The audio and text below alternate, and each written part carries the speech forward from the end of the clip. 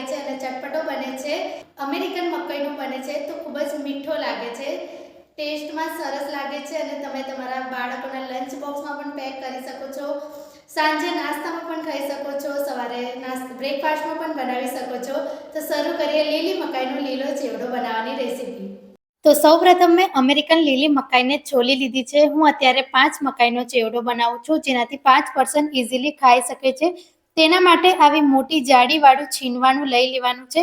બધી મકાઈને આવી રીતે છીનીને તૈયાર કરી લેવી.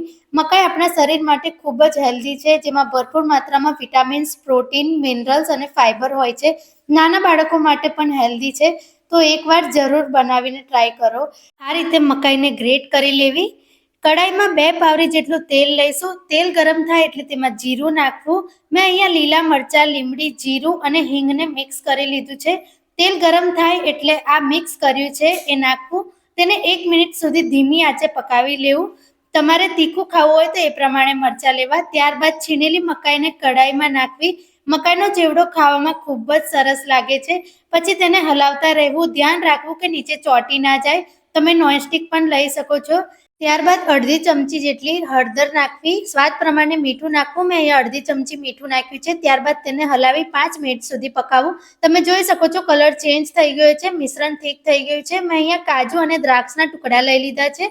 ટેસ્ટ બહુ જ સારો આવે છે. સિંગદાણા અને અધકચરા કચરી લીધા છે. આ બંને વસ્તુથી ચેવડાનો સ્વાદ ખૂબ જ સરસ આવે છે. ત્યારબાદ મેં સિંગદાણાનો ભૂકો, કાજુ અને દ્રાક્ષના ટુકડા, 1 ચમચી ધાણા જીરું પાવડર, 1 ચમચી તજનો પાવડર, અડધી ચમચી ગરમ મસાલો જે ઓપ્શનલ છે, અડધા લીંબુનો રસ જેનાથી સ્વાદ ખાટો આવે છે. ત્યારબાદ 1 ચમચી ખાંડ નાખવી. સ્વાદ પ્રમાણે નાખવી, કેમ કે મકાઈ પણ મીઠી જ હોય છે. ત્યારબાદ આ બધું ધીરે ધીરે હલાવતા રહેવું. કમ્પ્લીટ મિક્સ કરી દેવું. નીચે ચોટે ના તેનું ધ્યાન રાખવું. ત્યારબાદ તીખાસ માટે 1 ચમચી લાલ મરચું પાવડર નાખવું. તેને મિક્સ કરી લેવું અને હવે તેમાં સ્પેશિયલ વસ્તુ 1 ગ્લાસ દૂધ મેં નાખ્યું છે.